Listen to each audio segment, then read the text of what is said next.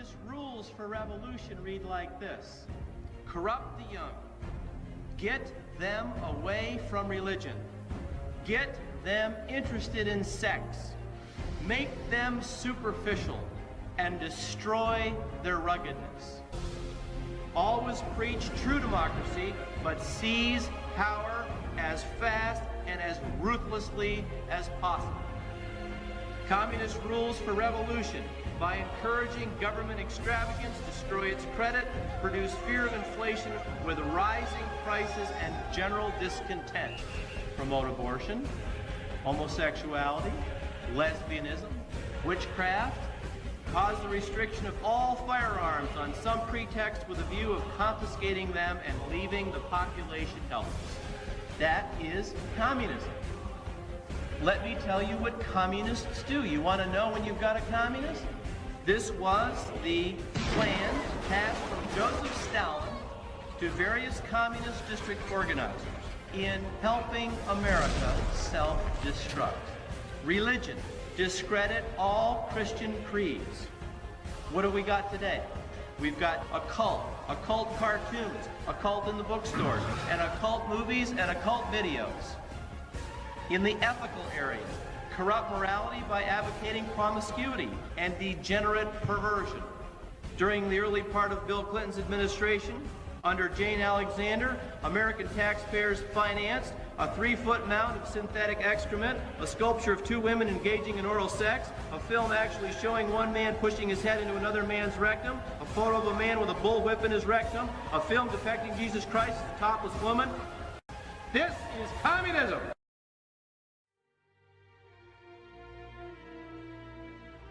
The whole agenda is to create a one-world government, and the goals of the banking industry, not just the Federal Reserve System, but the private banks in Germany and England, all over Italy, all over the world, they all work together. They're all central banks, and they're all part of the Communist Manifesto. You know, central banking is one of the major planks of the Communist Manifesto. We talk about America being a capitalistic country, but yet at the same time we have a central bank that plans everything for us, right? And the graduated income tax is another plank of the Communist Manifesto, right? So right there you have 2 major planks of the Communist Manifesto that have been brought in because of the Federal Reserve System, okay? So the ultimate goal that these people have in mind is the goal to create a one-world government. Now, they've taken over our government, both Republicans and Democrats. There's no difference anymore between the 2 parties. They control both parties.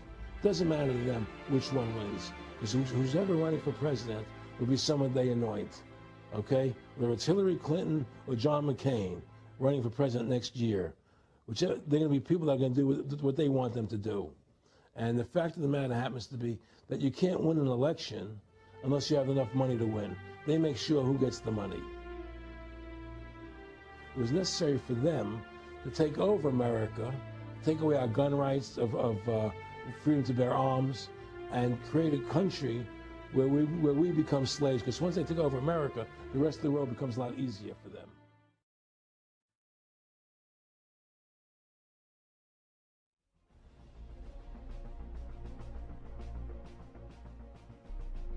November 16, 1933, the day we recognized the Soviet Union. Its purpose, its open stated goal, its strategy was to overthrow the rest of the world and impose the teachings of Marx, and then Leninism, and then we get to Stalin. Now, 4 American presidents, beginning in 1917, refused to recognize this revolutionary government, knowing full well that you could not have, quote, normal, or even normal without quotes, relations with a government calculating towards your own destruction. This was obviously, you could not have agreements, they would be broken, you could not have any kind of deals or alliances. And so this government was shunned by the United States until 1933. And that was the year in November when Franklin Roosevelt, then in his very first term, recognized the Soviet Union. In order to perpetuate this alliance, to continue relations with the Soviet Union, which became really an obsession of American governments from that day forward. The American government had to learn to lie to the people and tell us lies about communism, tell us lies about Stalin, tell us lies about the Soviet Union. And I think in some way, these ills that we see in our culture today, I think have their roots in this relationship that Roosevelt himself believed in, convergence. And I suppose the money people you're talking about came out of that same mindset and were promoting that same mindset and were indeed the influence on Roosevelt in making this decision. Given the record of the Bolshevik government coming in terms of body count, in pre-revolutionary times, the Tsarist government executed about 17 political prisoners a year. Compared this to the Spanish Inquisition, which at its height destroyed 10 people a month. But in those early revolutionary years, the Soviet, the new Bolshevik secret police executed without trial more than 1,000 people per month. Later in the 1930s, Stalin was killing tens of thousands of people per month. And yet the United States rushed into alliance, rushed to recognize the Soviet government under Roosevelt during World War II, rushed into this alliance. And so you go again to these advisors, many of whom we later learned, confirmed after archives opened on the dissolution of the Soviet Union in 1991, we later learned many of these senior officials in the United States government were working for Stalin. I don't feel the same way about that war anymore, and I'm convinced that if my father were still living, that he would also greatly question what he had actually participated in. Because when you look at that post-war map, what happened? There is a devastated Germany, and in that vacuum, there is a new, thriving, powerful, U.S.-supplied Soviet empire in its place.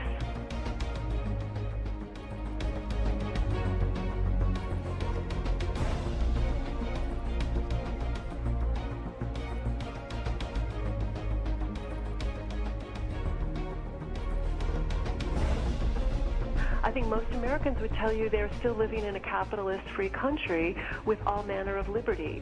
The brainwashing, the conditioning that has been so successful and has demoralized us is definitely bringing us to this point of a certain kind of tyranny. It does not have, at this point, does not have the gulag, it's not have people knocking at the door with guns yet. It does, however, make examples of truth tellers. It makes examples of people who cross the line, and this served to tyrannize us. And we are experiencing this, and yet you ask most people, they'll say we won the Cold War. Well, I say, look, 100 million dead after the communist century, and Republicans who have the majority in Congress cannot muster the votes to repeal and defund socialized medicine. Who won the Cold War?